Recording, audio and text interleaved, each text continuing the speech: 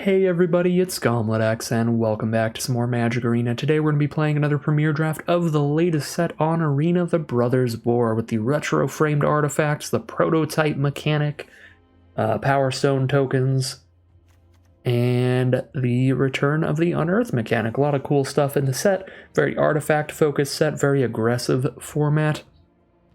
Without further ado, let's just get into our pack 1 pick 1, which is going to be the rare here. I'm a pretty big fan of Teething Wormlet. The format plays pretty aggressively, so just the ability to gain a life every time an artifact's entering the battlefield under your control is kind of nice. The really big part of this card, though, is that the first time an artifact enters the battlefield under your control each turn, this gets a +1/+1 counter. So even if you only play one artifact after you play this, it's a 1-mana 2/2 that gains you 1 life at some point there, so not very hard for this to be a very good card for the very cheap mana cost. So I'm going to take the Teething Wormlet here. Mishra's Research Desk is awesome as well. Monastery Swiftspear is great. There are a lot of good red aggressive decks that fits well into. A lot of very good stuff in there, but we're going to go with the rare, the Teething Wormlet. Alright, some premium uncommons here that are definitely the best cards in the pack.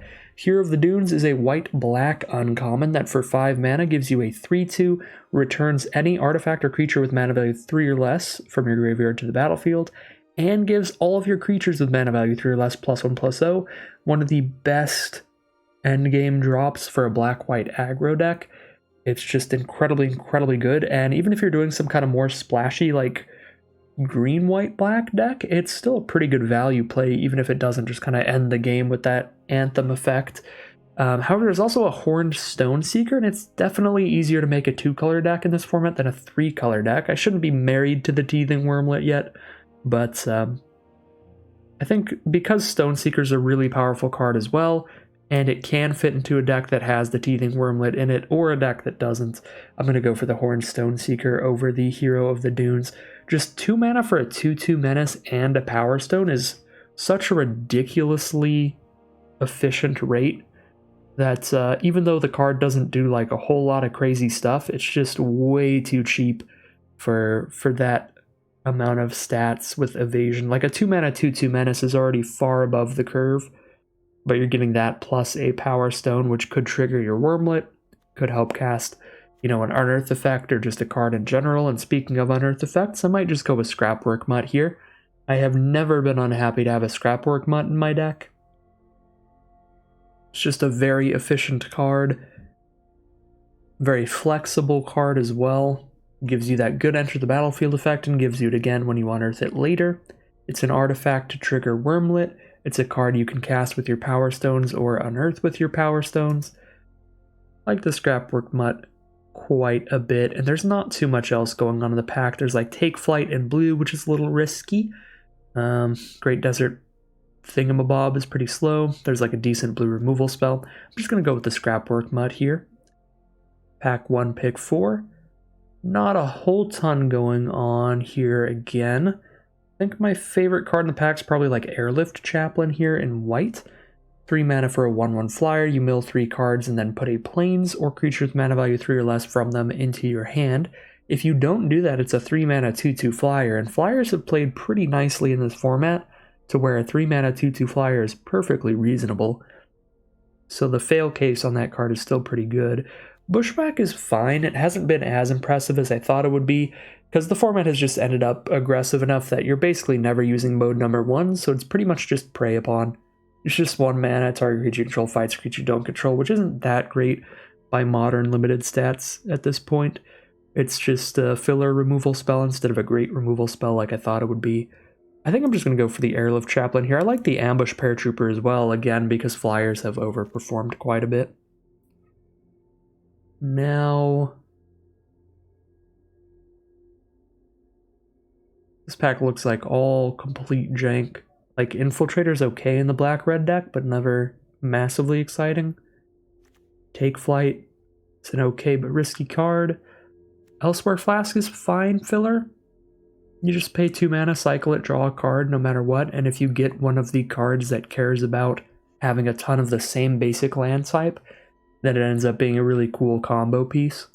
So I guess I'll just go Elsewhere Flask, but very unimpressive pack. Definitely one of the things that you'll notice about the Brothers War format. There's a lot of filler in the draft process. It's one of the formats, maybe number one in terms of all of the formats this year in disparity between the weakest and strongest cards in the pack or in the set. Part of that due to the retro framed artifacts. Some of them are like super incredible bombs, but even just the regular rares and mythics can be super incredible bombs. And it's definitely got some very filler to unplayable commons like Ashnod's Intervention and Tanos' Tinkering. They just don't do enough for their mana costs. Another Airlift Chaplain here is pretty nice though, moving into white. Lay Down Arms is okay if you've got a lot of planes. Making your opponent gain 3 life's pretty painful though, because most white decks in the format are pretty aggressive, where that is a pretty real downside. I'm going to go for the Airlift Chaplain. Mishra's Foundry is reasonable as well. It just gives any deck a dual land, or a man land, a creature land there that you can animate and attack your opponent with, so that's fine. Not too much going on here. Filler Green Dork, which is fine. I think Ashnod's Harvester is probably the best card in the pack. A really good black Unearth card. 2 mana for 3/1. Every time you attack, you exile a card from a graveyard, and there's a lot of Unearth in the format, and all of the Unearth cards are quite good. So being able to have a main deck way to rip those out of your opponent's board seems good. So I'll take that. We're not really committed to anything yet. We've got 2 white cards, 1 green card, 2 red cards. We'll just see pick 8 Monastery Swiftspear. If we get 2 Monastery Swiftspears in a row, could be a great sign to push into red here. That could be really nice. However, Scrapwork Cohort is also very nice, and we're already 2 cards deep into white. I guess we are 2 cards deep into red as well. But I am a big fan of Scrapwork Cohort. It's giving you 3 bodies no matter what. You get a 3/1 and a 1/1, and then when you unearth it later, you get another 1/1 and 1 more attack with the 3/1. Just gives you a lot of stats thanks to that unearth. I'm a big fan of the Cohort. But I'm going to go Swiftspear here because I like the potential pick 8, pick 9 Swiftspear. Or I guess pick 10. Was that where we saw the other Swiftspear? Mishra's Research Desk wheeling is great too, though. This is red's best piece of card draw in the format. It's quite nice. You get to look at the top 2 cards of your library, choose one of them, and until the end of your next turn you can play that card. I mean, I guess you exile both of them, but you choose one that you can play till next turn, then you unearth it and do it again. So it's kind of a divination in red. It's a draw too. You just have to play the card by the end of your next turn. But big fan of it. It's played very well. Okay, I think this was the pack with the other Monastery Swiftspear. I'm absolutely losing my mind. There was not a Monastery Swiftspear in this pack. This pack had Horn, Stone Seeker, and Hero of the Dunes. I swear I saw another Swiftspear somewhere, and I just completely... Maybe it was in my opening pack, and somebody did take that one, but they didn't take the one that was one pack before it. I don't know, there's okay red stuff here, but Hero of the Dunes is far and away the best card in this pack, and it's kind of wild that it's still in there, so I'm going to take it.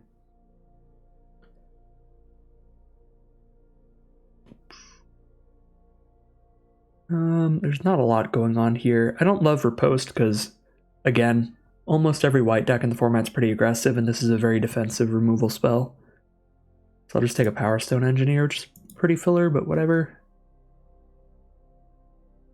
Could rare draft a Well of Lost Dreams. It doesn't really do anything in the format, but it's cool. Chain Dancer's pretty slow. Dredge and Claw doesn't do much. Repair and Recharge can be fun, but I'm just going to rare draft a Well of Lost Dreams. The Repair and Recharge, it doesn't reanimate a creature, but it can reanimate artifacts. So if you have a really big artifact prototype creature, you can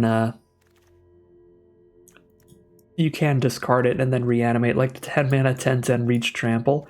You can target that card with Repair Recharge, which is pretty cool. So I think I'm going to probably be red-white or white-black. I think I'm definitely in white. 1, 2, 3, 4, 5 red cards. One of them's pretty bad. 1, 2, 3, 4 white cards. Yeah, we're almost definitely in white, and Combat Thresher's a really nice white card here. 7 mana for a 3/3 double strike draw a card, or 3 mana for a 1/1 double strike draw a card in just white. Pretty big fan of the first half of that card, the 3 mana 1/1 double strike draw a card. Runechanter's Pike's good if you have like a really high instant sorcery count, but I feel like that doesn't come together super duper often. Pretty expensive to like play and equip. Not in love with it. I'll take the Combat Thresher there. Ooh, now we see the good green stuff. Pretty far away from actually playing green at this point, though. I guess I'd 3 cards deep if we run perimeter patrols. But Sarenth Steelseeker, getting you a land, well, letting you try to draw land every time you play an artifact is pretty nice. And Obstinate Baloth is really, really good in this format. A 4-mana 4/4 that gains 4 life when it hits the board. Just a really big blocker that gains a bunch of life. This is really what the green decks need to keep up against the aggressive strategies. Obstinate Baloth and Boulder Branch Golem, just big, beefy creatures that gain life when they hit the board, play really well. So if we push into green, we're definitely taking one of these, but I think I'm just going to stick to white for now. We're definitely doing that and take a Phalanx Vanguard. It's not horrible, and it's definitely weaker than Baloth and stuff, though. I don't know. I guess I could still take Baloth. Still kind of all over the place here. Getting to the point where we need to be a little more committal, but I don't care. I'll never commit. Although a 2-mana 3/3. Not going to have a lot of legendaries, but just 2-mana 3/3? Actually probably not that impressive. You have to have both colors of mana to get it down. Mass production has always felt a tiny bit slow, but going wide to make sure you can chip in for a little bit of damage has been kind of nice. Probably only good in like the blue-white deck where you give all your soldiers +1/+1. I've enjoyed Warlord's Elite quite a bit, and we're definitely white right now, so I'll just take that.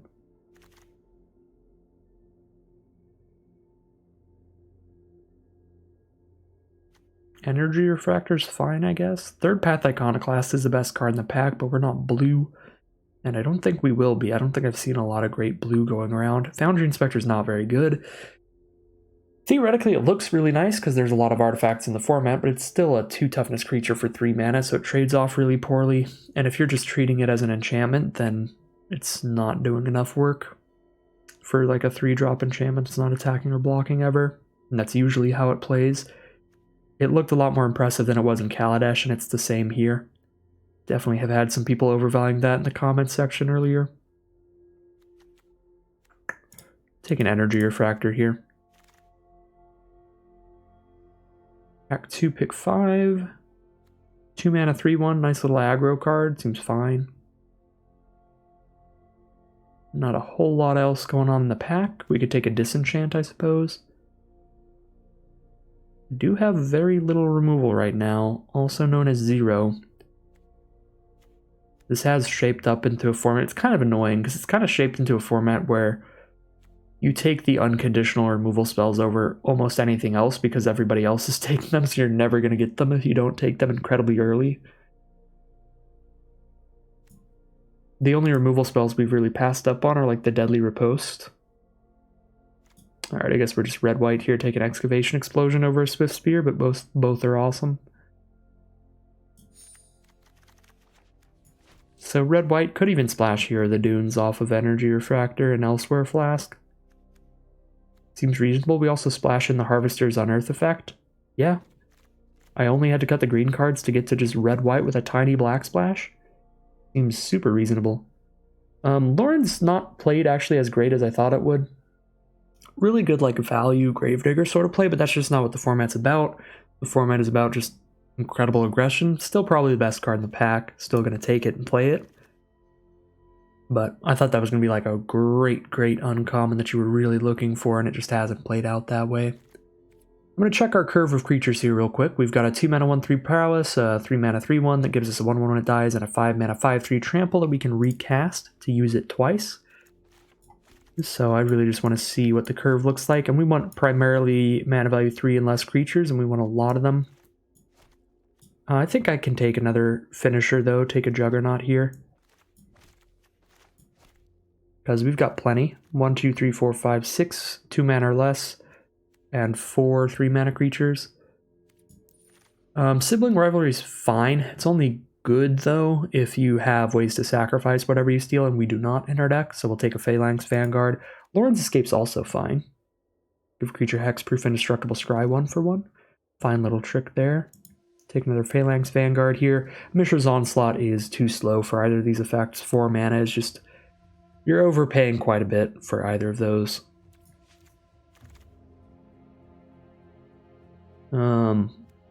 We do have a Mishra's Research Desk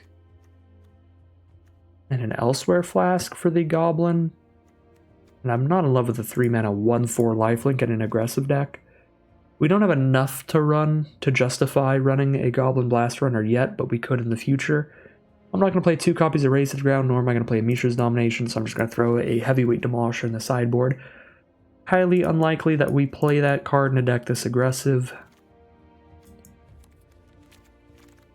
But you never know. Alright, pack 3. Pick one. What do we got? Nothing phenomenal. We honestly probably have to just take the Prison Sentence here, because our only removal spell right now is Excavation Explosion. I guess we have Raze to the Ground as well, but that only destroys artifacts, so getting our first removal spell that can just lock down anything is really nice.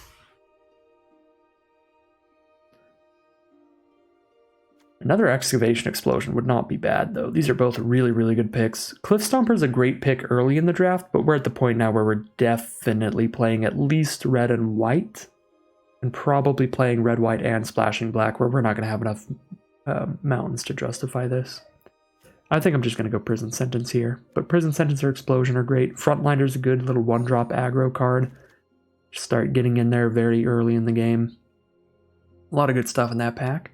We have an Evolving Wilds to help with the Black Splash, a Penrigan's Strongbow to give us a really good way to use our leftover Elsewhere Flasks, Energy Refractors, Power Stones later in the game. I'm a big fan of the Strongbow, but how many creatures do I have? 16? I've got a lot of creatures. Probably just grab the Evolving Wilds here. It's kind of high to take it, but I do really want to run just like a single swamp in this deck. And Evolving Wilds makes that much more easy, much more reasonable to pull out the swamp whenever we need it.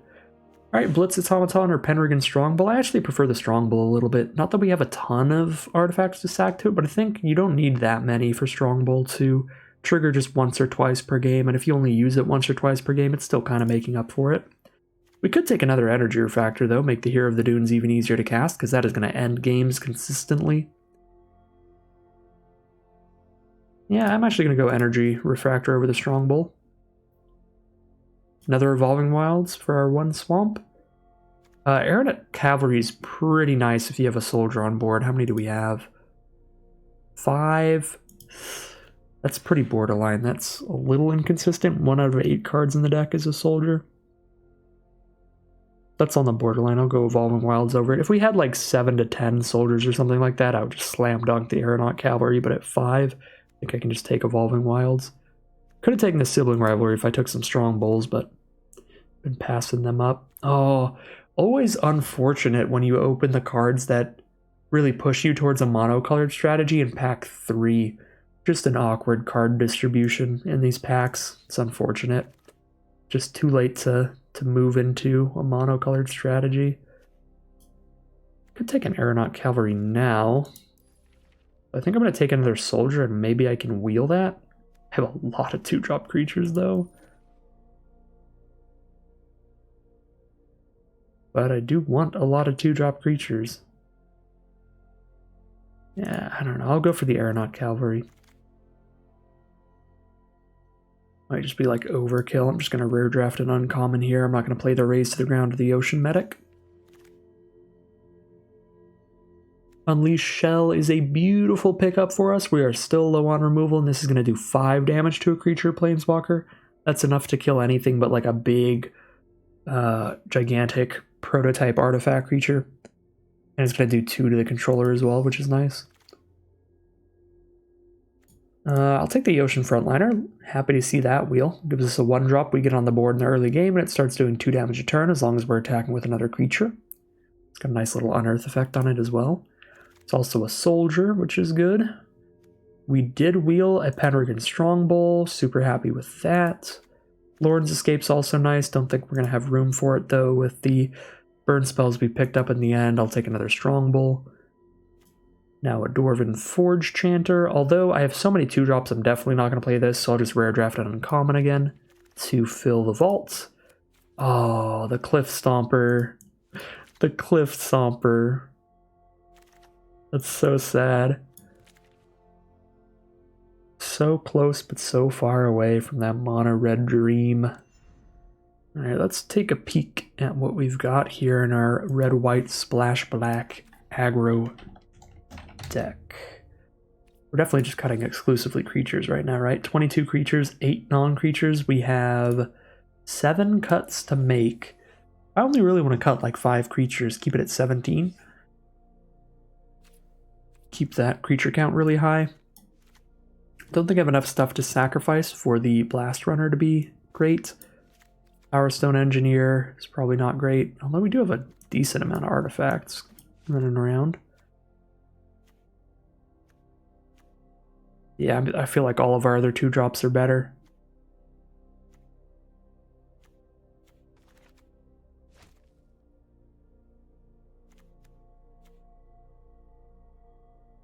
I feel like I want to cut a land. I'm supposed to cut 5 of these creatures. There's so many. Many great aggressive options. Maybe I'm not on the Strongbow plan? Weirdly enough. I feel like I'm definitely on the Warlord's Elite plan. We've got some cheap artifacts and plenty of cheap creatures to just cast this thing turn 3 sometimes. Right, like if I play turn 1 Mishra's Research Desk and turn 2 any of these 2-drop creatures, I just play a Warlord's Elite turn 3 and we are really just getting off the ground running.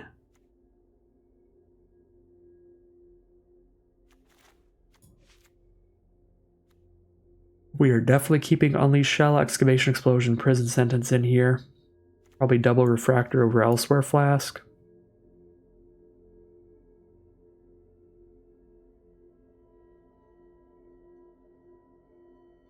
Okay, so if I cut the Blast Runner, the Engineer, the Elsewhere Flask, the Raise to the Ground, I still need to cut 3 cards, and there should probably all be creatures getting cut out of the deck. Almost every single artifact in our deck has Unearth, so Lauren's actually kind of awkward. Maybe we are cutting her. How are we on soldiers? Ended up with 8 of them, which means 7 outside of the Aeronaut Cavalry. A little less than 1 out of 5 cards are a soldier.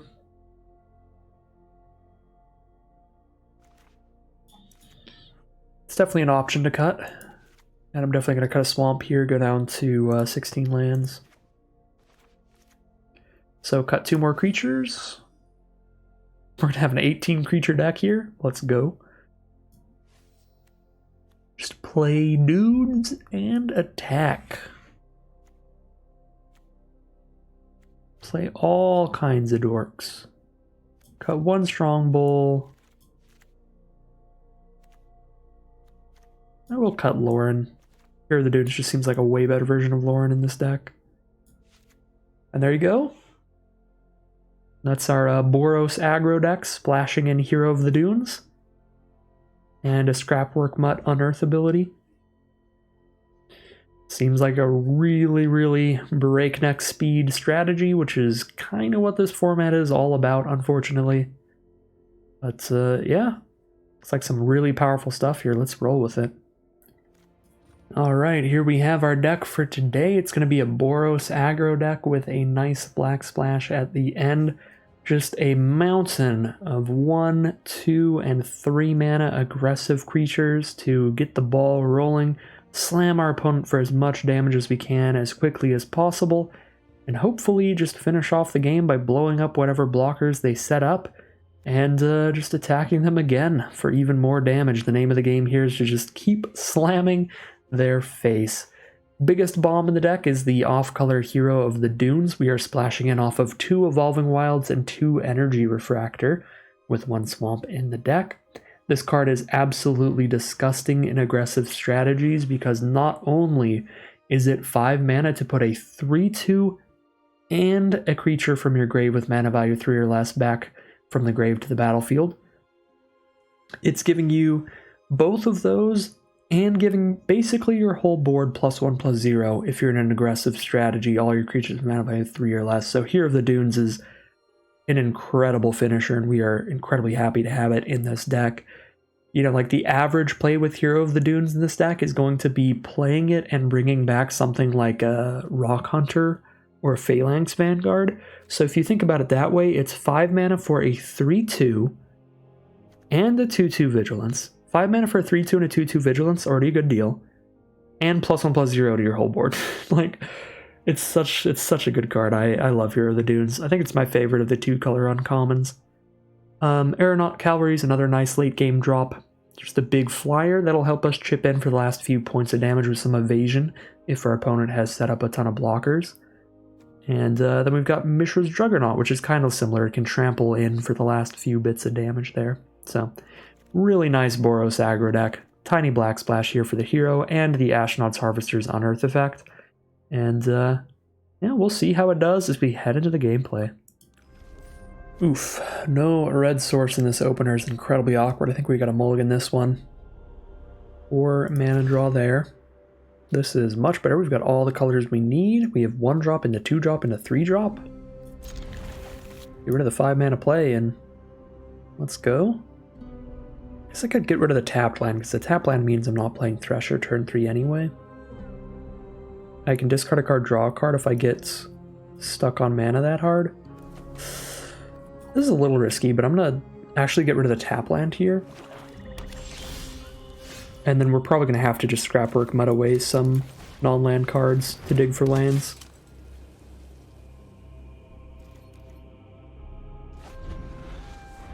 Obviously drawing into a second 5-drop is not ideal. I think I go Phalanx Vanguard first, and then I mutt the turn after this. So then I get that extra damage off Vanguard, off of another artifact entering the battlefield for its +1/+0 effect. Our opponent has started with a 2-mana 2/1 that gets a +1/+1 counter when they sacrifice permanents. They are that Rakdos sack deck over there, and we are really lucky. We hit the 3-drop right on time. Or the 3rd land for the 3-drop, I should say, so I can just drop a Combat Thresher here. This card is going to let us just straight up draw a card instead of discarding and drawing. So it also helps find lands just by drawing more cards. And there we go, land 4, everything working perfectly here. And the Combat Thresher is a very, very nice card alongside Yotian Frontliner because we can give it +1/+1 and get a 2-power double strike attack in. It's also a great card alongside Hero of the Dunes because with Hero of the Dunes we can give it +1/+0, have a 2/1 double striker. So some really nice synergies with the Combat Thresher there.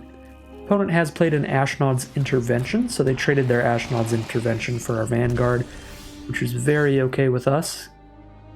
It's part of why I don't like it as a combat trick. Almost any other combat trick there in the set, or a lot of the other combat tricks, would have just ended up with the combat trick in the grave and the creature still on board, but this combat trick, the creature ends up in their hand, so it's like not on board anymore, the Infiltrator. They have to recast it again later, which leaves us in a pretty good position to stay aggressive here. It's a little risky to discard this mountain draw card, but I kind of get to a swamp, so I'm a little interested in it. Probably best to not discard it though.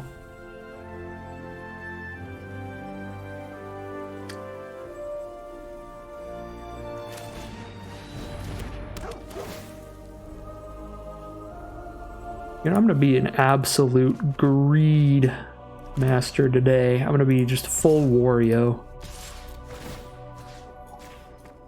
And I am going to discard that mountain. We did draw another mountain, so it played out fine. Definitely played out a lot better. They did not attack Frontliner there, or did not block the Frontliner there. Pretty happy with that.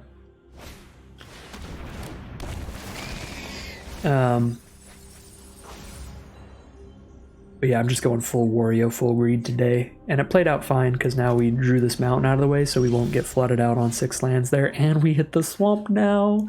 This is gonna be disgusting. Even just bringing back a Vanguard, I'm just gonna do it. I know I could bring back a stronger thing if I play this later, but this is still a ridiculous attack here. Yeah, they're just gonna scoop them up. Like, it's probably better to just pressure their life total a ridiculous amount by going for this play than it is to just hold off and wait for a better 2 or 3 drop to die.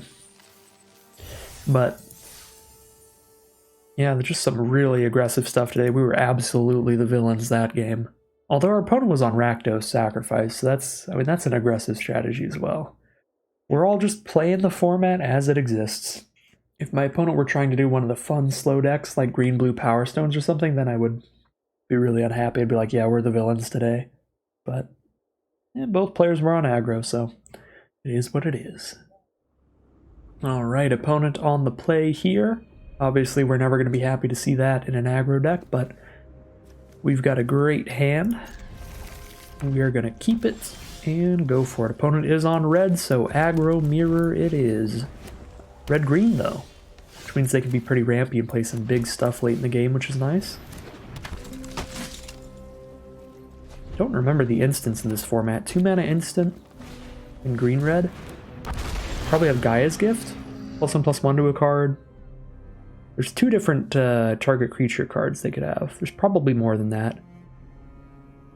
Should I hold this off on blocks against the Cindermont? No, I don't think so, because they were holding for something during our turn. Again, Arena's an absolute snitch. When it tells you stuff like this, you should probably try to use that information. Because your opponent most likely is, especially if they're in Mythic. So it's likely our opponent has the 2-mana +2/+0 First Strike Trample trick, or the 2-mana +1/+1 counter Indestructible trick. Both of which are really bad for us, even if we play around them. And opponent was on the play with a 3-mana 4/3 Trample into the Scrapwork cohort turn 4 for a 3/1 and a 1/1. So we are falling behind pretty rapidly. Yeah, the cohort just walls off 3/1s really well. Make Strongbow a 3/4, it would kill both of those.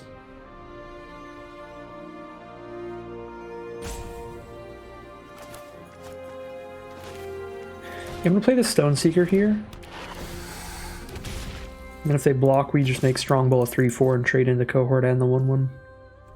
If they don't block, I think I leave the Powerstone for now so I can just play Scrapwork Mutt. And let's discard a card to draw a card. Aeronaut Cavalry, not bad. We've definitely got a soldier on board. I guess we only have one, the Rock Hunter. But putting a counter on the Rock Hunter makes it so it doesn't die to a single 1/1 anymore. Although now it does trade into their Scrapwork Mutt. Giant Cindermaw coming in hot. Scrapwork Cohort coming in hot. The best combat trick that they could have here is +1/+1 Trample Indestructible Hexproof.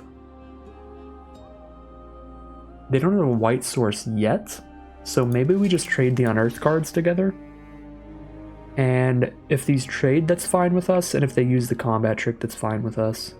If I throw the Rock Hunter on a Cindermaw and they use the combat trick, that's going to be pretty devastating. But at least that already has Trample. You know? It's not like they're getting extra value off the Trample there. I feel like even if I had perfect information, I knew for sure they have this Gaia's Gift in hand. I'm going to die to it no matter what. It's going to be really bad for me if I block and they use it right now, but if I just sit here not blocking, I'm just going to die. It's just such a good trick. Even the +2/+0 First Strike Trample gets us pretty hard here. The combat tricks are just too efficient when you're on the defensive. Alright, they're just going to drop a Rock Hunter here. They are cool with the Unearth for Unearth trade, which I expected.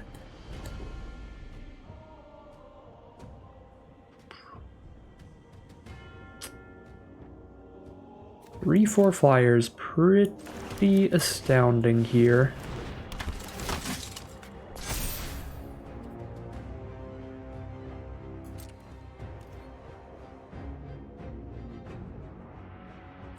I think I still need to play on the defensive for another turn or two, but I'm getting to the point where I can actually reasonably block against a Gaia's Gift, unless they have 2 tricks in there.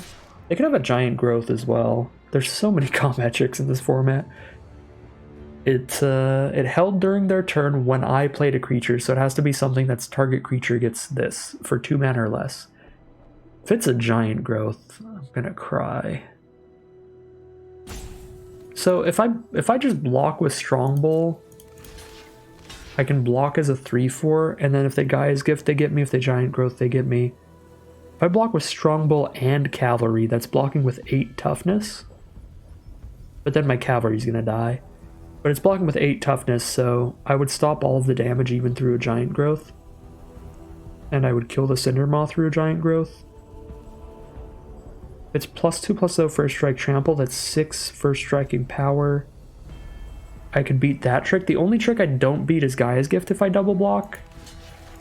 I guess I lose my flyer, but they have a reach creature and a potential combat trick in their hand.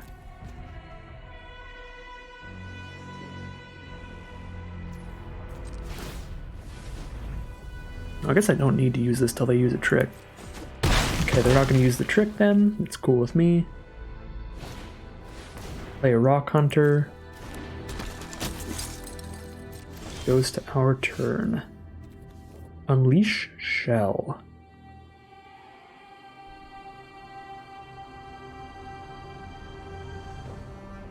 I like holding that up here. So if they have a trick, then it's likely not Gaia's Gift, because Gaia's Gift actually would have been decent on that block. The other tricks wouldn't have been good. Giant of Growth wouldn't do anything for them, and the +2/+0 first strike wouldn't have done anything for them either. Scrapwork Mutt Unearth is pretty great here. I guess I'm 1 mana off from doing that and holding up Unleash, which isn't awesome, but... Oh, there we go, that solves that problem. But it's pretty great here because all their creatures are 2 toughness or less. So it gets an attack in, guaranteed gets damage in, or trades off into something. Actually, all their creatures with 1 toughness, Stone Seekers are pretty great attacker as well. And if they try to get me with their Whirling Strikes or whatever, I can just Unleash. Okay. 12 life here, face a couple 3/1s and a 1/1. Probably just play Juggernaut.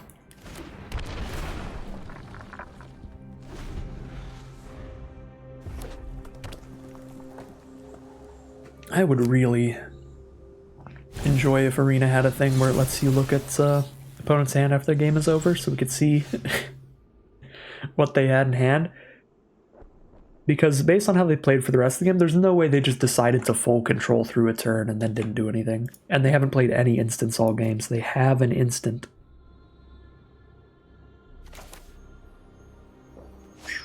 Well, can't Unleash Shell and play Airlift Chaplain, so I think we're just getting the mandatory attack in. Now that they have a 2 toughness blocker, they can double block Stone Seeker and not only kill 1 creature off that block. Still want to play pretty defensively, so I think I just sent in the Trampler. Trample for 4. Trample for 4. Cool. And we will reanimate that next turn. Flyer here is okay, but not incredible. Not that worried about holding up the removal spell post-combat. They did a Phalanx Vanguard, but I'd rather have a 2/2 flyer. Pressure them more with my unblockable card. Alright, Scrapwork Mutt hits the board. Discard a card, draw a card. Send in the Mutt. Block here loses to Whirling Strikes. And that's it. Doesn't lose that badly. They trade Whirling Strikes for Strongbow, that's fine. Supply drop. Okay, that's the same. It's actually a little worse for me than Whirling Strikes would have been because they can actually draw a card off of that in the future. There's no trample here, so I might as well keep the Powerstone unless I really want to shoot them for 1. Shooting them for 1 makes them dead in 4 attacks. Actually, puts them at an even life total. I think I do want to shoot them for 1. Putting them at an even life total seems pretty good here. This puts them to 8, then they go 6, 4, 2, and die to Unleash Shell. Another Airlift Chaplain. Very happy with that decision. A Giant Growth here, I guess. If they don't Giant Growth the Rock Hunter, we just trade there, then play another Chaplain. they do giant growth it, I guess I can unleash. Cool. Airlift Chaplain number 2.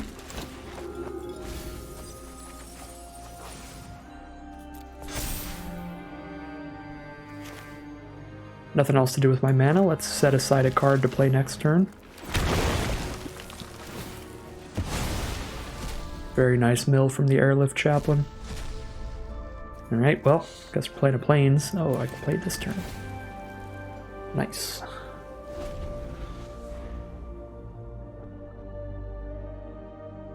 Really big fan of Airlift Chaplain. Just a 3-mana 2/2 flyer that mills 3 when it hits the board. It's just good when you've got a lot of Unearth in your deck, even if you're never returning anything with it.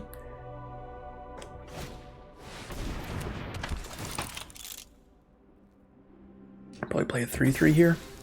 Oh, they can put the counter on anything? Put a +1/+1 counter on target creature. Oh my god. Arbalest Engineers is even better than I thought it was. Good gravy.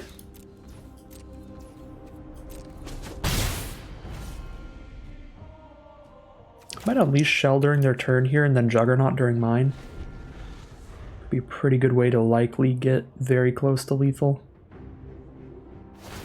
Alright, they are going to draw the card off of Supply Drop.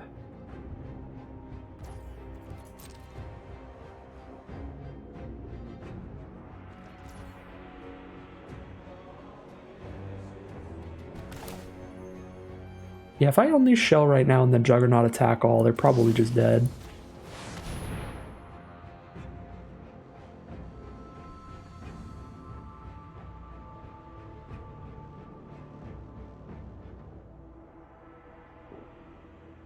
Unless they have a Gaia's Gift.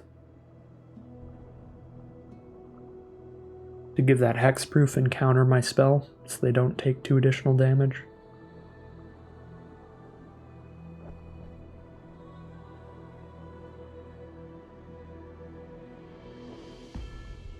Maybe I just lost my mind throughout this whole game and they never had any instants during our turn.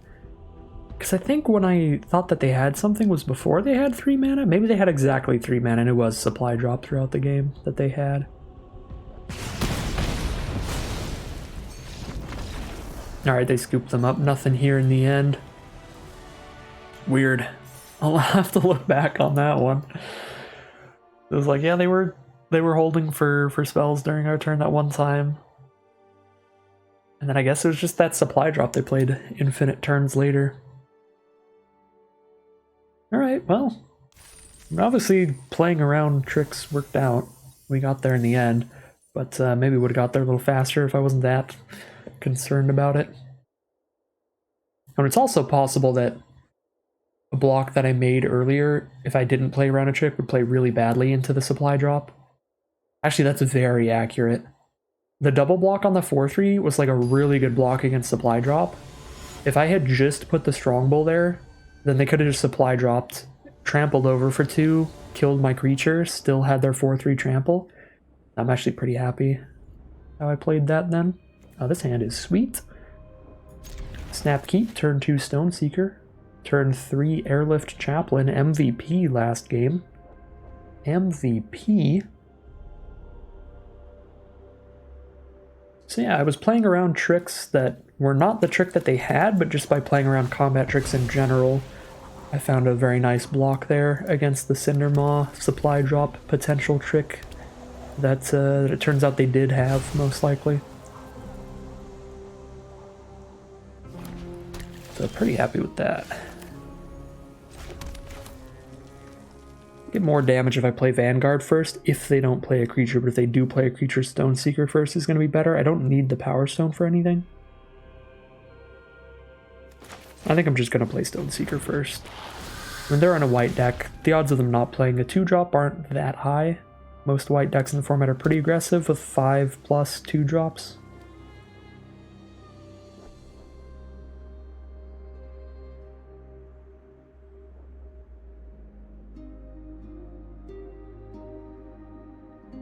They're thinking it through here. Maybe they have the Ambush Paratrooper or something. And that doesn't block the Menace creature. Nothing they play is going to block the Menace creature. We'll see if Vanguard would have been a better play here. Nope. They do have their own vanguard, so we did the right thing, which feels sweet. Now we just keep playing evasive threats, I think. Play the airlift chaplain. It also makes the most of our mana.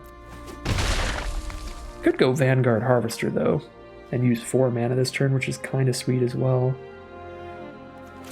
I guess that is a little bit more mana efficient. Those things do run right into Vanguard, though.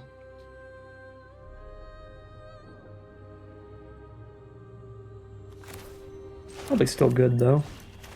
I'm actually going to do that. Make use of this Powerstone. Just dump my hand on the board immediately.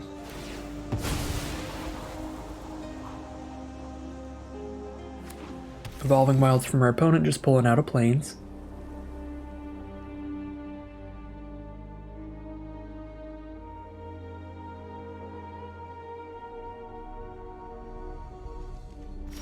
I was going to say, if they attack, I'm immediately going to Vanguard block their Vanguard. Because they're definitely just going to trade on blocks anyway, so might as well stop a damage there. I actually don't know which they want to kill more. Depends on how much Unearth is in their deck. If they have a lot of Unearth in their deck, they'll just trade for Harvester here so that I can't keep doing it every single turn. But if they don't care about their graveyard at all, they'll just snap trade with Vanguard because Harvester gets to Unearth itself one time. They do no trades, that's pretty bold. That means their hand must be pretty good. Be a little scared of what they feel they can stabilize with if they don't make any trades here. Zephyr Sentinel. Okay. That is fine. Well, this is super fine. I do not need this Powerstone at all, so I will trade my 2/2 Menace for your 2/1 Flyer.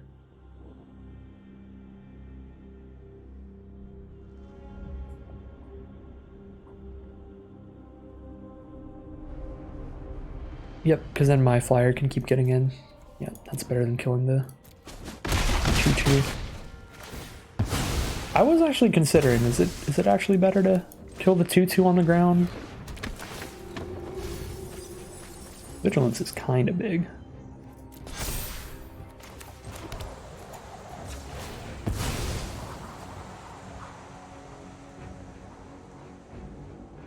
I do have double red cards. Grab that mountain.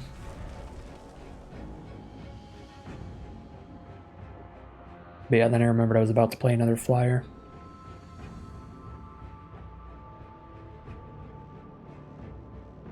Maybe the line was kill Vanguard, then play Chaplain, and let Chaplain come out as a 1/1 and just pick up one of these cards.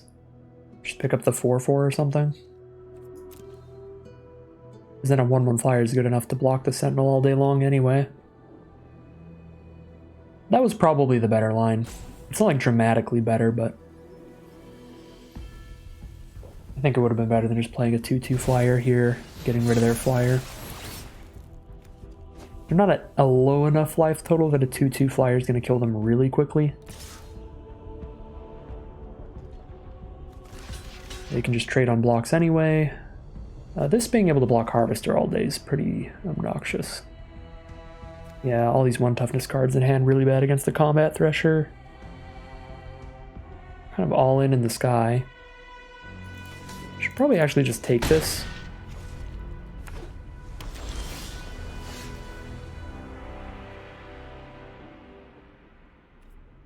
Well, we're hoping they don't block our Vanguard. Okay, that's pretty sweet. Alright, extra work done from the Vanguard. I was going to say we'll just use all our 3/1s to block their Vanguard instead, because they're way less valuable when they have a first striking 1/1 on board. Maybe I should have kept that land in hand in case I drew a Scrapwork Mutt, because then I could discard it, draw a card.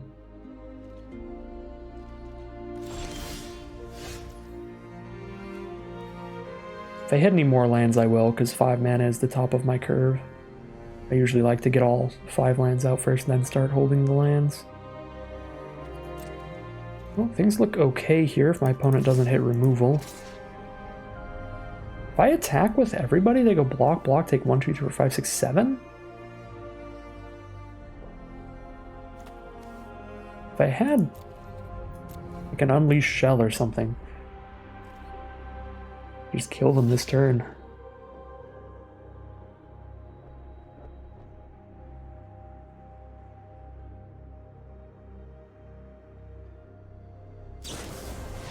Versus command. Oh, that's pretty brutal. Win the combat.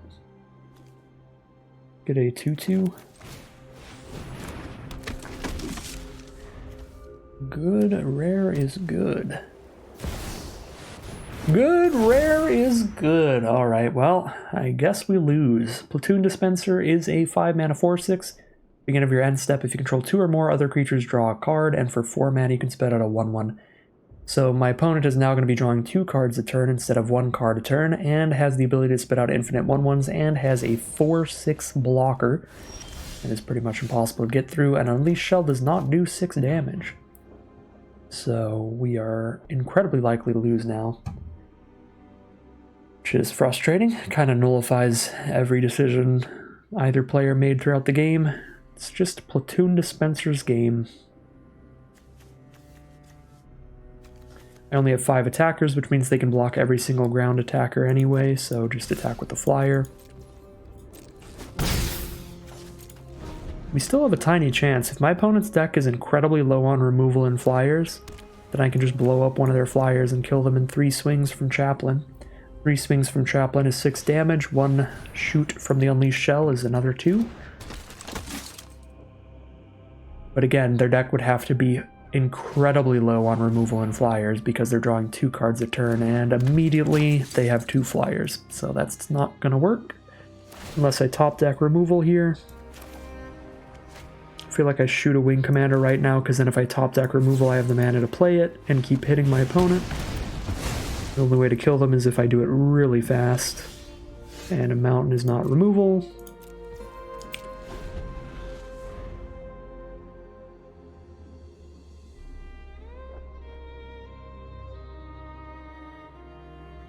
Keeping this for a Scrapwork Mutt.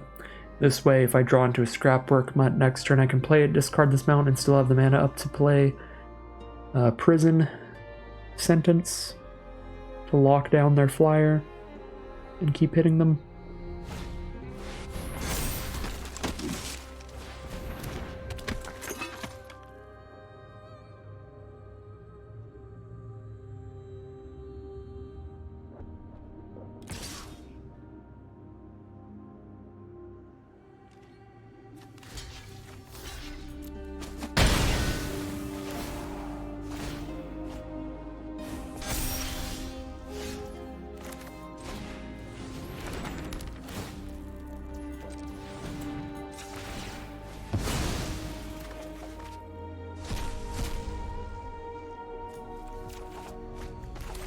More ground troops.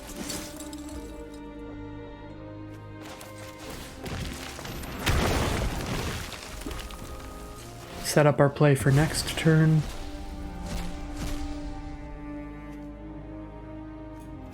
Excavation Explosion is actually really big. Put them to 2 life.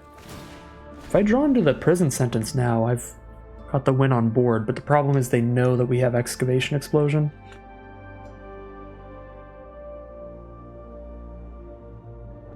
So if they have a counterspell, or any instant, they're just going to hold it so that they can prowess the Wing Commando and keep it alive.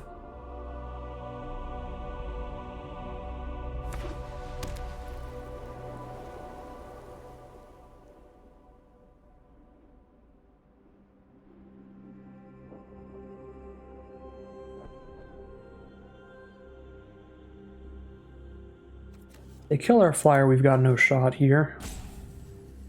This is the only direct damage spell in our deck, so we can put them to 2 and then just lose slowly. Take Flights to get another flying blocker. Uncool. Now we do not win if I draw Prison Sentence.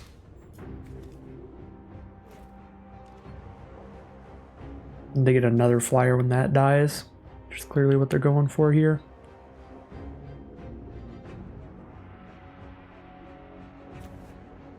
Frontliner Engrave is not that bad, but we can just take 3.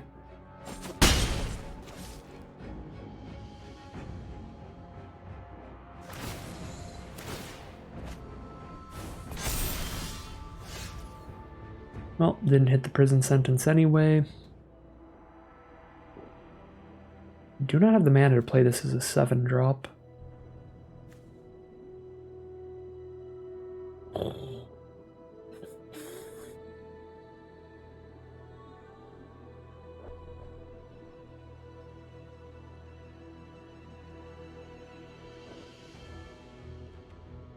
Just pray they don't have an instant and explosion the wing commando. I guess move to main phase 2.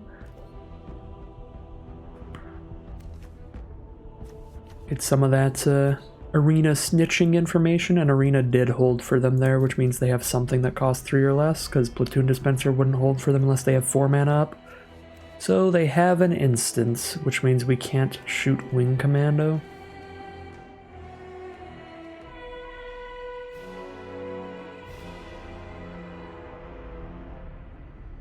So I guess I just shoot the face and pray I somehow get a way to get 1 2-power creature in. There's the instant to protect the wing commando.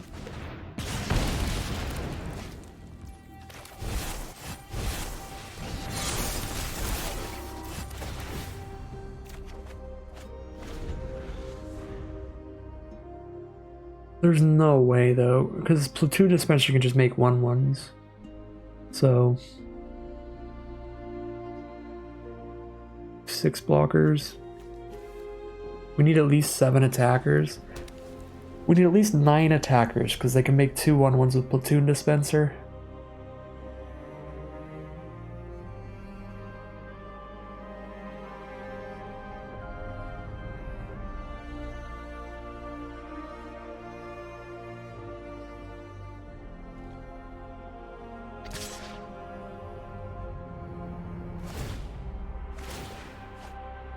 They better have a way to kill Airlift Chaplain. If this is the attack. Or another flyer.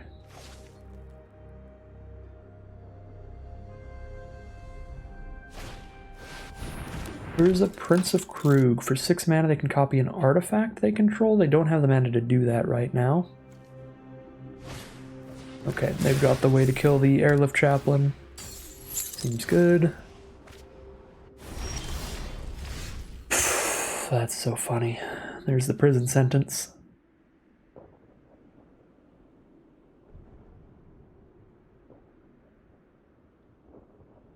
Yep.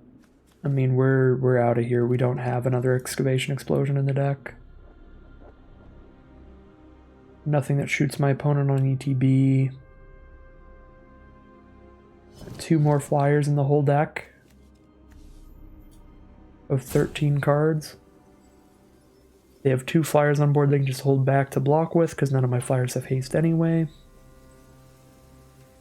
Nope, that's game. Just platoon's dispenser absolutely steals it from us. Incredible mythic. Obviously they needed other cards to follow up with after, but these could have been almost anything and we would have lost.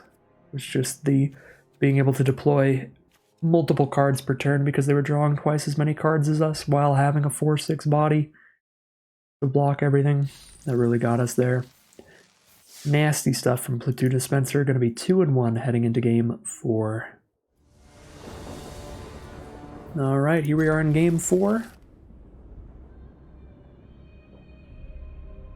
Got an Ashnod's Harvester, a couple Phalanx Vanguards, and an Airlift Chaplain. Let's get this ball rolling, shall we?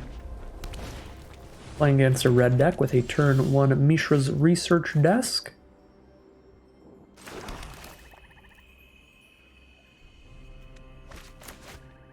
Three damage this turn, 3 damage next turn, 3 damage the turn after, that's 9. 3 damage because Harvester, 2, 4. And it's more damage if we play Harvester first, I'm pretty sure. But if we get 2 Vanguards first, then when we play Harvester, they're both 3/2s that turn. I don't know what I'm doing. Math is weird. I'm just gonna play Harvester first, it's just more immediate damage. And it trading off is not that bad. Because again, it's got that Unearth.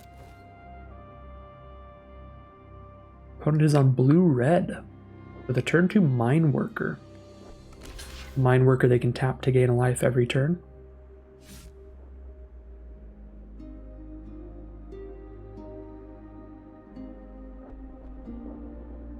I think Harvester's almost definitely the better play, because we can drop it out and then we're very happy to just play a 3-drop here. Whereas with the Vanguards, we'd want to play an artifact ideally. What 3-drop do I want to play though? I don't need a flyer that badly, but I do like the self-mill. And we've got nothing to sacrifice to Strongbow anyway, so we'll play the Chaplain. Ooh, a Stone Seeker? That's good enough to pick up and just make the Chaplain a 1/1, I think.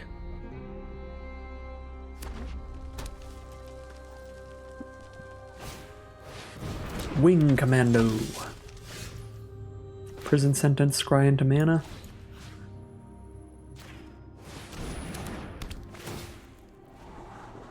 Well, there's the mana. I've already got the Black Source, so I just don't want to tap land.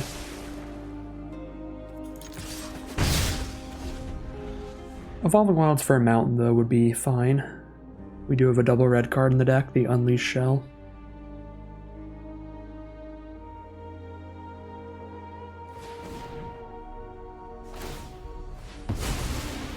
They're popping the research desk, finding that goblin thing.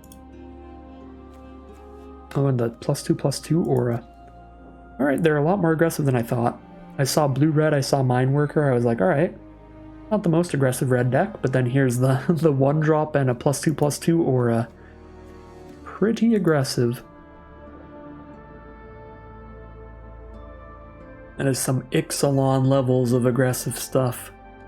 Still remember during Ixalan draft there was this one Pro Tour where somebody broke the format where they played all of just the 1-mana 1/1 flyers with the Swashbuckling, this aura that was just 2 mana, enchanted creature gets +2/+2 and haste. So they were just playing a bunch of just hasting 3 mana 3/3 flyers. That was the whole game plan. Just remember that was hilarious. Alright, so next turn they're just gonna go Mountain Blast Runner and whatever's in their hand. Cool. We'll just double Phalanx Vanguard here. If I play a Stone Seeker this turn, I've got Juggernaut ready next turn, but I want to get the double Vanguard trigger next turn. Be pretty sweet. Alright, there's a Blast Runner and a Sardian Cliff Stomper. That's a 4/4 during their turn, 0/4 during ours.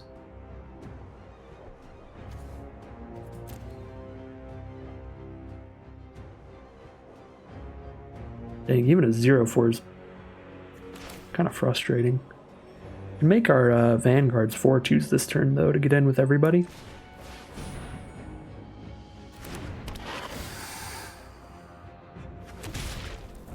Just need to either unearth the Harvester or play the Frontliner. I think I'd rather play Frontliner here.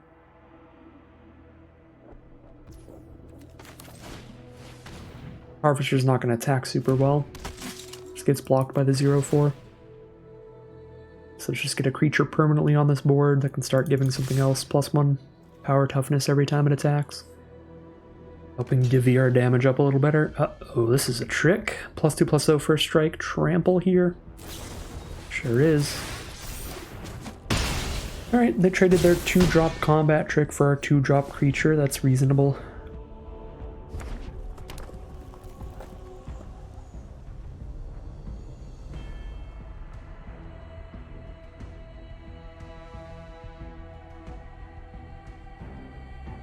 Depending on what's in their hand, they might not be able to get that aggressive with their Cliff Stomper.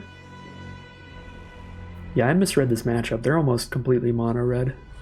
They're splashing in some Wing Commandos, it looks like, for a little bit of evasion. Flying ways to end the game. Mono red. Very, very powerful deck in this format. Super aggressive stuff. Oh no, involuntary cooldown too? That's obnoxious. Take that hit, and then I'll just trade a Juggernaut into Cliff Stomper if they attack again next turn. If we get to the point where these untap, we're probably winning, because then they're just down a card having played cooldown and not actually killed anything with it. So just play a Juggernaut to block Cliff Stomper and probably good. Cooldown's annoying for now, but actually looking at the board state, as soon as these untap, we are far ahead on board.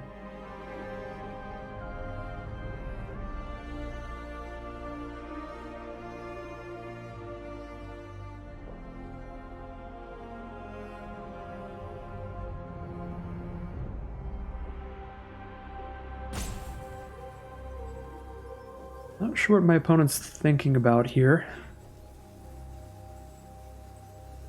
Are they considering... They might have another, like, +2/+0 first strike trample, and they want to use it for Cliff Stomper into Juggernaut, so that the Cliff Stomper doesn't die. That's fine by me. Juggernaut still has Unearth to just kill them on the crackback. Alright. Hey, okay with me, I'm still at plenty of life. Still killing our opponent faster than they're killing us. 2/4 body does change that a little bit. But I'm going to untap the board next turn, which is really strong.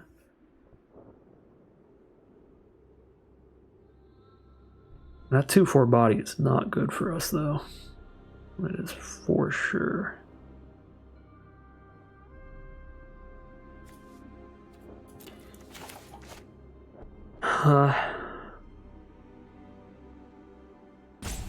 Play a single 4/4 and just block Cliff Stomper again. I could play Strongbow and I could make it a 4 power creature as well, but that would involve sacrificing the frontliner.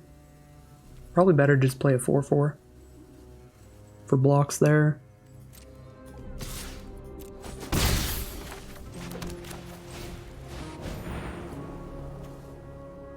I'm gonna pretend I have Disfigure, I guess.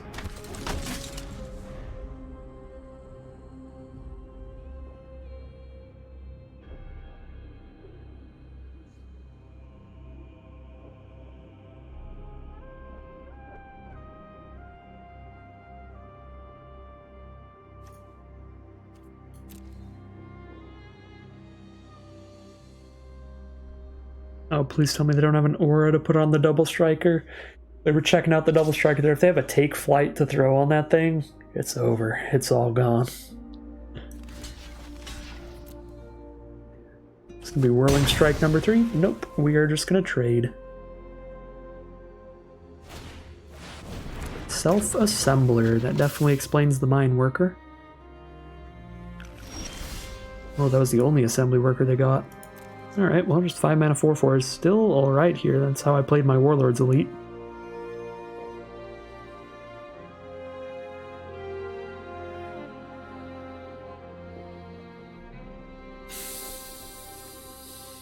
Can't unearth both of these. 3, 4, 5, 6. Do Juggernaut but not Harvester. If I draw another land, I could go Mountain and then unearth both next turn. Makes Vanguard big enough to send in. Could Chump attack with Frontliner to get another Chaplain damage in. By Strongbow, that's even more. Actually, Strongbow and start getting some Chump attacks with Unearthers seems kind of strong.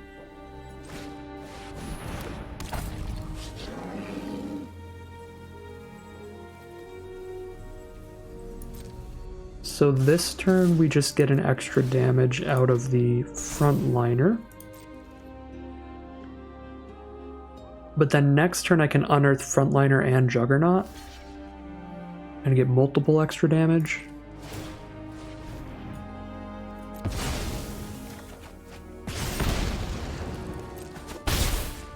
How much mana do I need next turn? I need 6 to do Juggernaut. 1, 2, 3, 4, 5, 6.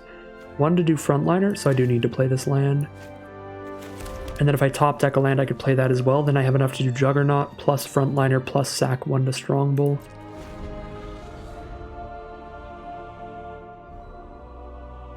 Because I want to play both, because if I play both these two, then the Vanguard's a 4/2, and that can attack in that turn. And then I would also like to be able to sack them if I draw into a land. To sack the Frontliner, that is, because then I get an extra damage from it, whereas otherwise I can just get chumped. Yeah, if I draw land and I just get to go Juggernaut, Frontliner, and hold up a mana to Strongbow, I can probably attack all for almost guaranteed lethal.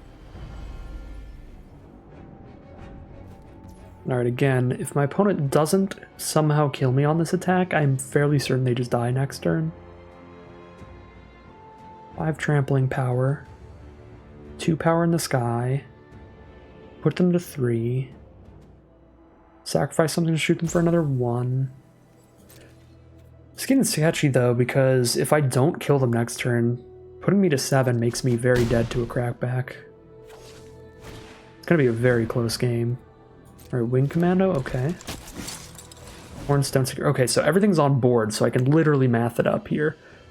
So I'm gonna think it up a lot now so I can use the maximum amount of time. So 2 damage, that's gonna block there. 5/3 trample.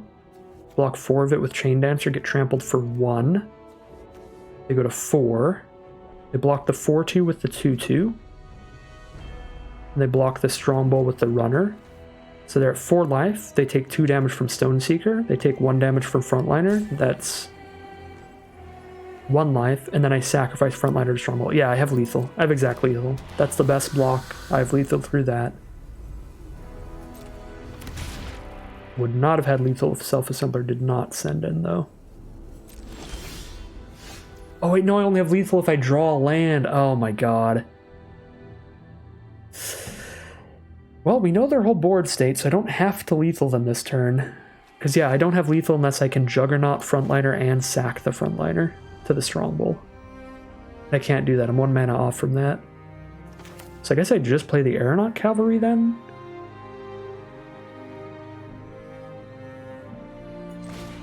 Counter on Chaplain. Oh, Chaplain's not a soldier. God dang it.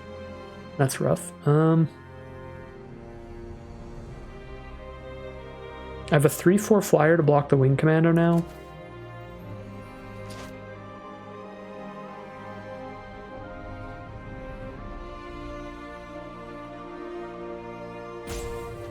Sure. We'll just go for a Frontliner here. They're definitely dead next turn.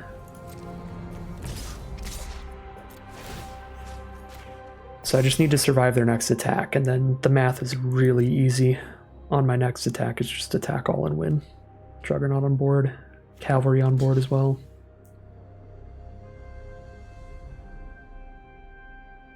I need to draw pretty well here. Alright, sacrifice this Frontliner, shoot for 1. Do they top deck out of it, or are they dead next turn?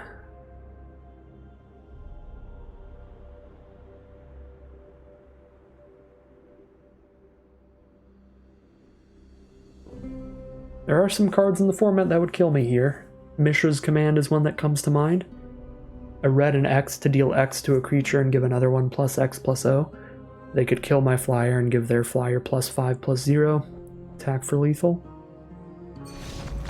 They did not draw into that. They are going to scoop them up. They're a very close game between a couple of very aggressive decks there. Just throwing poop at each other. Just flinging it everywhere. We are now 2-1? 3-1. We'll take it, at least an average run out of this draft, but we're going to keep playing, getting as far as we can.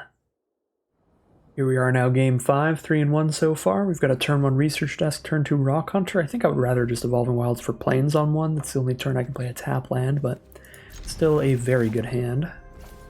We are going to roll with it.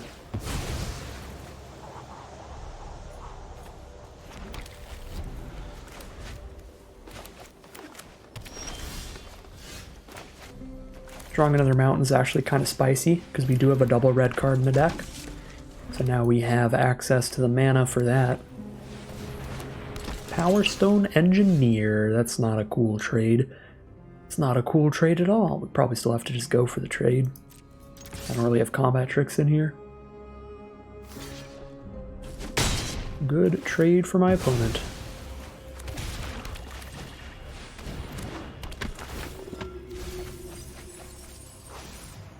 I'd rather have a flyer and just keep that Unearth available in the grave. Could have picked up the Plains to know that I'm Juggernauting on 5. But I have a Research Desk as well, to pull out a land if need be.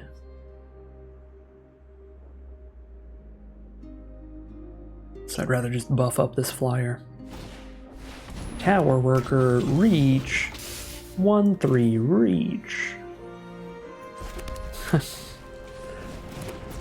This is probably wrong, but I'm gonna prison sentence that thing. It shuts off its ability to get mana and its ability to block. We grab an excavation explosion now. And then get a land for Juggernaut. I might want the Juggernaut land first. I definitely want both of those.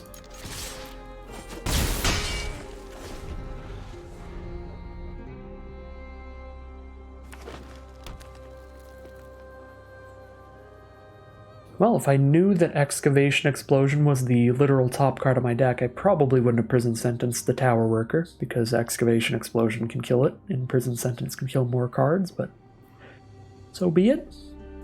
We are a very aggressive deck, and we want to use our removal spells pretty aggressively.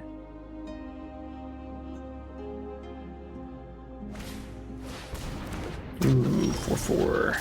That one does not have reach, though, so we're pretty cool with it. If I research desk, sack, cast explosion, Swift Spear is at 3 power essentially. I think I'm just playing Juggernaut though. Just not attacking with Swift Spear this turn, which is fine. Juggernaut can attack into that thing decently though. They need 3 mana to give it +2/+2. If they hold the mana up, they can block it well. Looks like they're just going to exile our Unearther instead. That works too. And here's a Mine Worker. Don't like them having a card sitting there gaining life. Especially since it stacks up well with the Power Plant Worker to where if they get all 3, they get some ridiculous abilities. They get +1/+1 counters on the worker, they gain 3 life, so I'm probably going to shoot the Mine Worker with this explosion. But let's see what's under the research desk first.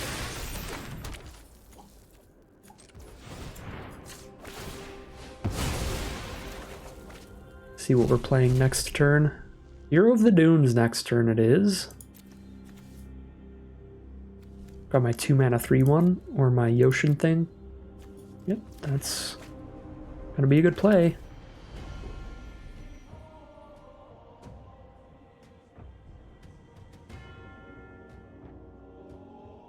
I think I do want to explosion this Mine Worker.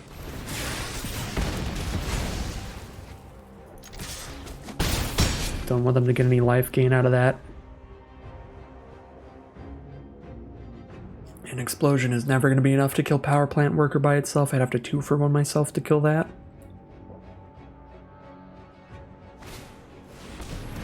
Warlord's Elite. Alright, they're just going to play even more chunky 4/4s. That'll be difficult to get through. Keep getting in with the flyer. Play the Hero of the Dunes this turn. That is where it's at. And we go wide next turn for a huge swing. Oh yeah, we can bring the research desk back. That's pretty cool, but take the card that does not have Unearth.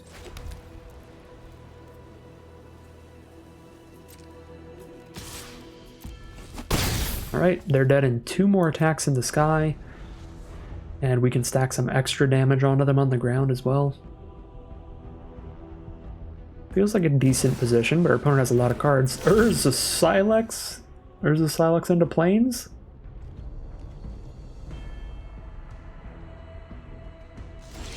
Nope, they are 1 mana off from casting that. Can I kill them this turn? If I can't kill them this turn, then obviously I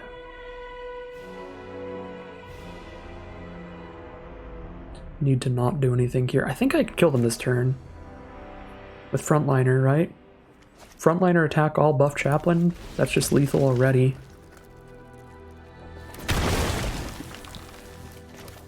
Should research desk as well to see if anything else there stacks up any extra damage.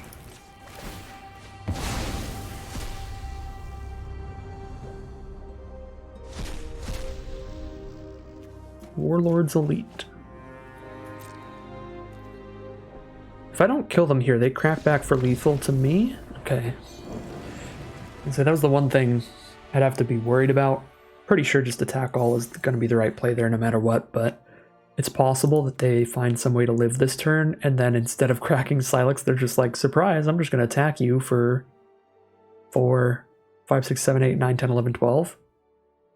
Right? Because they could double pump the Power Plant Worker. They do have 12 power on board, so that would be the one risk there. But I think if I attacked in, and somehow I didn't find lethal, like I could still just play Ashnod's Harvester, so they would need to find a way to survive this attack and have a removal spell for Harvester next turn to kill me on the crackback. Otherwise, it would just be they survive the attack and then they Silex. And then I still have a 4/4 to play the turn after that, so... Probably would have went fine either way. If they had 2 removal spells, though, if they had an instant speed removal spell for Chaplain, then they just go block, block, take 1, 2, 3, 4, go to 2, and then it goes to their turn, and then they have removal spell for Harvester and I die. But I guess they wouldn't have the mana up to double pump Power Plant Worker. Yeah, we would have been fine. We would have been fine, but my Magic the Gathering playing experience is just a life filled with fear. We are 4-1 now, 1,400 gems and 3 packs, pretty much breaking even here. Any more wins and we're going to be in the money, so let's see if we can get some more wins. Alright, here we are on the play with a turn 2 Stone Seeker, or turn 2 Vanguard into turn 3 Stone Seeker. So the Vanguard attacks for 3. We are on the play here, but they are on red, so they're very likely to have a 2-drop. You know what I'm going to do? I'm going to play Phalanx Vanguard. And if they play a 2-drop, I'll Explosion it. Oh, this is going to be a great Explosion. Because I can Explosion, buff the Vanguard, and hit for 3. And if they don't play a 2-drop creature, then I can just play Stone Seeker, buff the Vanguard, hit for 3. But that was a beautiful Explosion. Get rid of their 2/2 Menace and their Power Stone, and they are on red-green. Kind of hard to tell with the old bordered basics, but they are red-green. Our Gothian Opportunist is to play this turn, which is definitely going to just block and trade into the Vanguard. I might as well threaten some extra damage here, though, by getting my artifacts on board.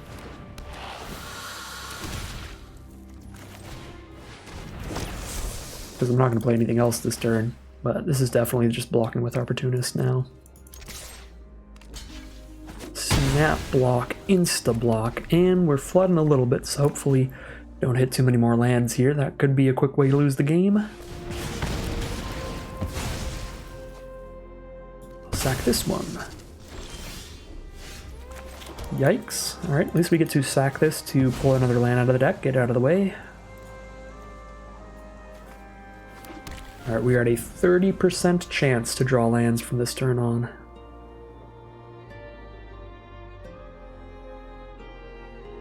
So 70% chance of solid draws. Psychosis Crawler. Moderately scary, but I have exactly the removal spell for that.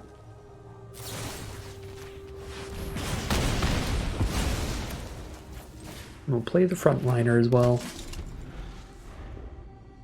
Okay, I'm going to stop playing lands now. I've got more than enough mana, and I do have a Scrapwork Mutt in the deck to discard a card and draw a card. And I guess I only have 1 Scrapwork Mutt in the deck, so if I draw another land, then I guess I'll keep playing lands, but I'll always keep 1 in hand. Blanchwood Prowler, yikes, is good enough to block Frontliner, so no work done by that.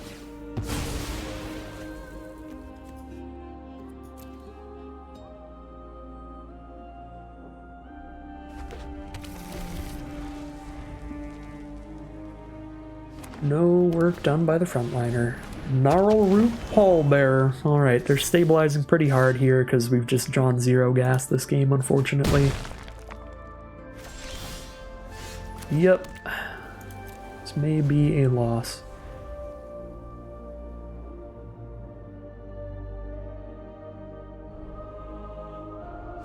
We are 10 lands down, only 6 to go, but that is the highest win rate card in the entire format. Titania's Command. Create 2 2/2s, then put 2 +1/+1 counters on each creature you control, being at minimum 6 mana to play 2 4/4s, and at best, just wins the game immediately like it's doing right now, where they just got 2 4/4s and made their 5/5 a 7/7 trample and made their 1/1 a 3/3.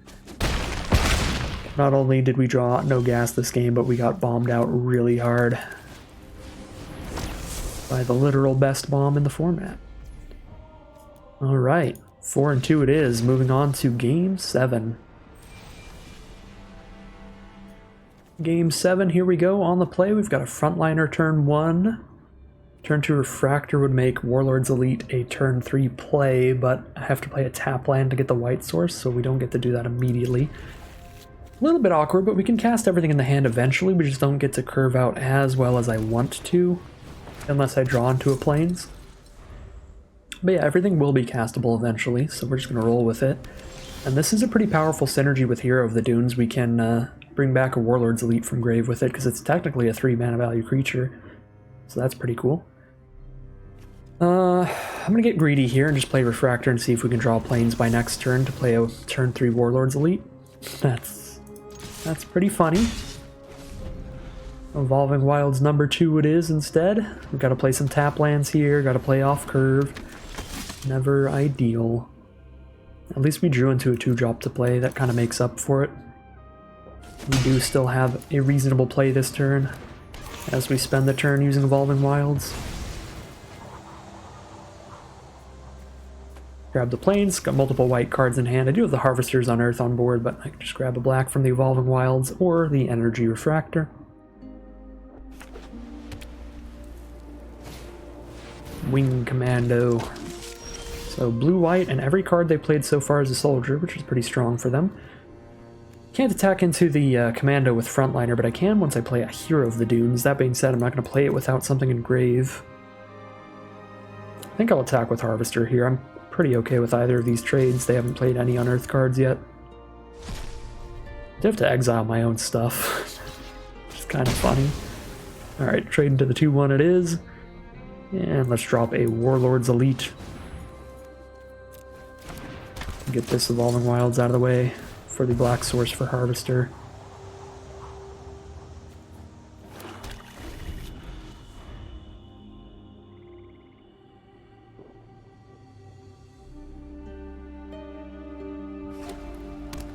Four mana now for our blue-white soldiers opponents. They are going to subjugate the Warlord's Elite, which is pretty brutal.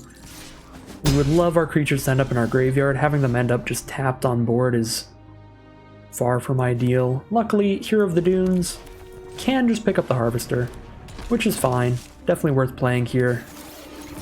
It's going to up the amount of damage we're doing by quite a bit until they deal with the Hero of the Dunes. And the Hero of the Dunes, they have to actually get off the board. They can't just tap it down. And we might actually be flooding out enough to just drop a 7-drop Combat Thresher eventually. This doesn't really count as flooding out if you have a 7-mana play.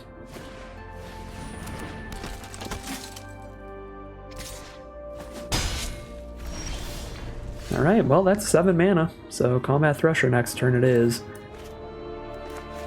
1/1 to 2/2. They can block Hero of the Dunes with a single 2/2. It's not cool.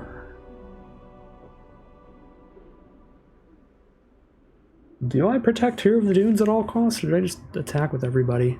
Attack everybody, they just go trade here, it's pretty bad. Although Frontliner buffs something. I could Frontliner buff Hero, they have to double block Hero and take 6. That actually seems kind of reasonable to me.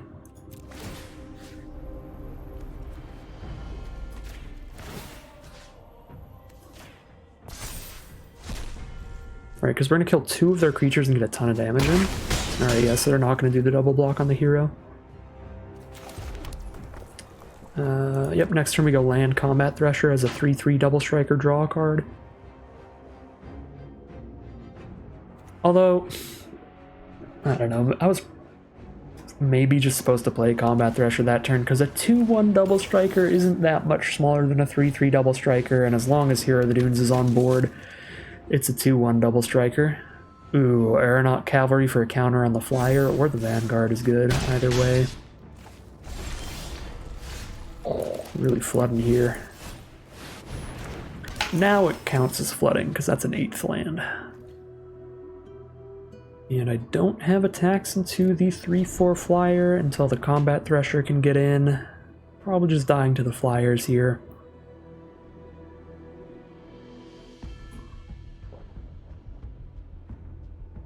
Maybe I should just playing 15 lands in this deck. Our deck was not built with the thought of literally ever casting a 7-drop Thresher. Oh no. Alright. Well, that's gonna be game. We can't block these flyers. An unfortunate way to end it these last couple games. But 4-3 it'll be. I'll take that. That's respectable. I think this deck was a pretty solid aggro build.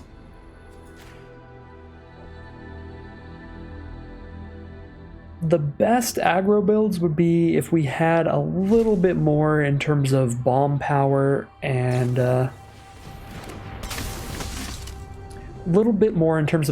removal. If we did have a little bit more bomb power removal spell kind of stuff, then we could have really just focused in on just like 2 colors, but I don't feel like this deck was quite powerful enough in just the 2 colors. I think the Hero of the Dunes splash was correct.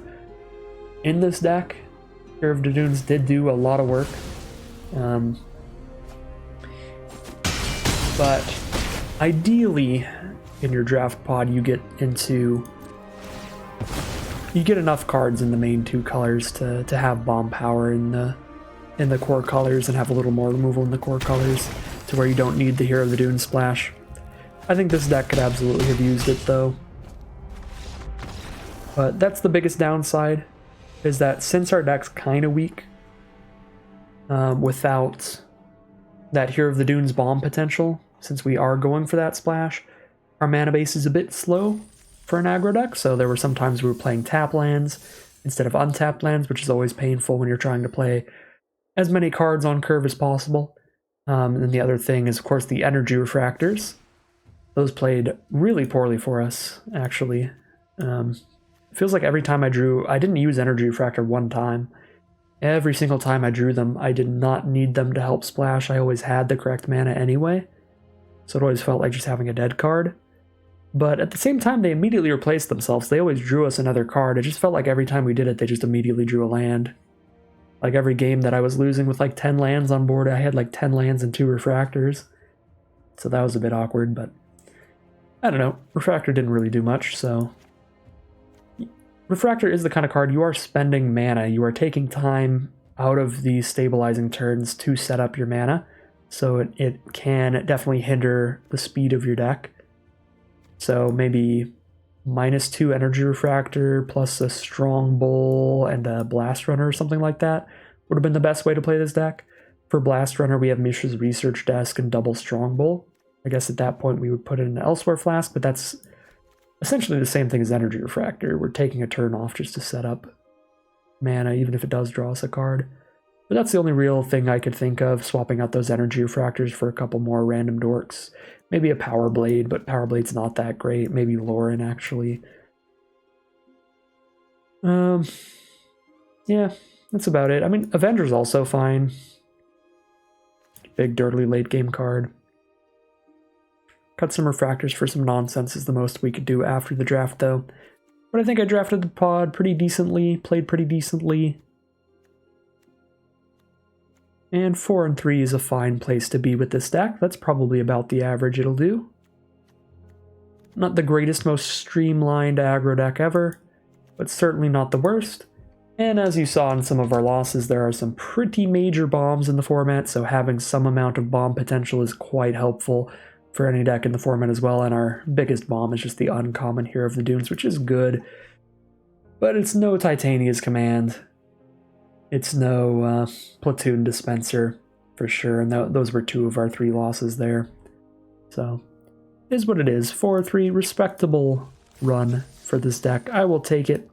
I'll take my gems back and get ready to hop right into another draft, but that is going to end today's video. I hope you all enjoyed it as much as I enjoyed playing.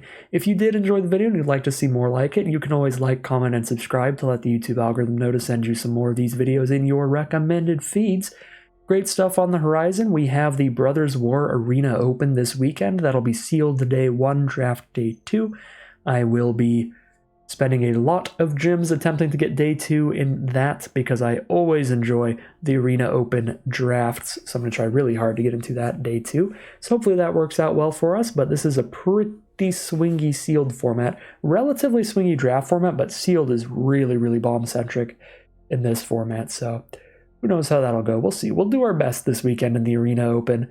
We then have qualifier weekends coming up next month in December. That's also going to be Brothers War sealed, so plenty of competitive Brothers War on the horizon. In the meantime, we'll be playing some chill drafts here, and whatever draft formats they bring on Arena, we'll be doing probably at least one draft of each, as we did that Kamigawa quick draft yesterday, stuff like that. So great draft and sealed content on the horizon. I'm super excited for it, but that's what's coming up. That's everything you need to know. That is the outro. As always, once again, I'd just like to thank you very much for watching, and I will see you again soon for some more Magic Arena.